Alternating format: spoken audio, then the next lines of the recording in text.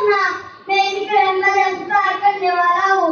आज मेरी जो जज्बात है उन अल्फाज में समेटना मेरे लिए एहसास इकराम से कम नहीं। सामीन, मैं आपके सामने सदी मस्ती के बचपन की कुछ बातें लाया हूँ जिनकी अजमत का पूरी दुनिया फख्र करती है, जिनकी शर्त जिंदगी का एक एक लम्हा सूरज की तरह साफ और शफाफ था, जिनके यानी बचपन और दूसरे की जिंदगी में फूलों की तरह बेदाग हसीनो दिलकशी। जब भी मैं अपने नबी की पैदाइश और अपने दिनों के वाक़यात को सुनता हूँ तो मेरा दिल फितर मोहब्बत और अक़ीदत के जज्बात से लबरेज हो जाता है।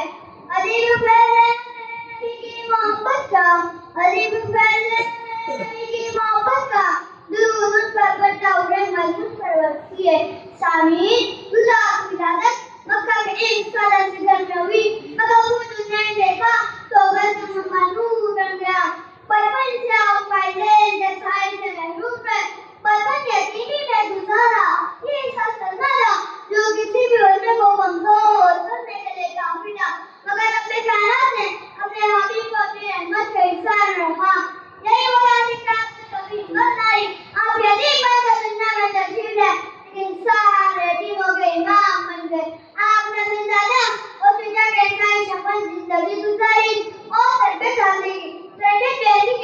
बचपन से हुजूर सल्लल्लाहु अलैहि वसल्लम में सच्चाई और अमानतदारी जागृत हो गए कि लोग आका अमीन और सादिक के लक़ब से पुकारने लगे।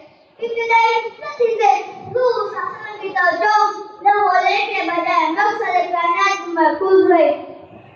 आप अमरी में तलवारें बने, लगे मेहनत, सब्र और जिम्मेदारी की आदत हो।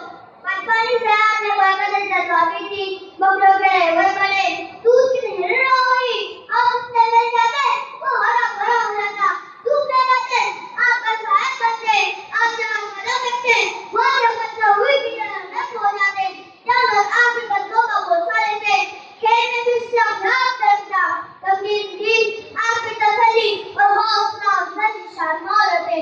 सामीन, मेरे हुजूर के बचपन में ऐसे बेशुमार वाक़यात पेश हैं जिनका एक वक्त तैयार करना मुश्किल है। बड़ों की इज्जत, छोटों से मोहब्बत, घराने में सलामती की दुआ आप सल्लल्लाहु के बचपन का खासा थी।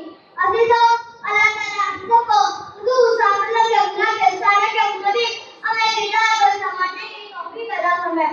इब्तिदाई बेमिसाल है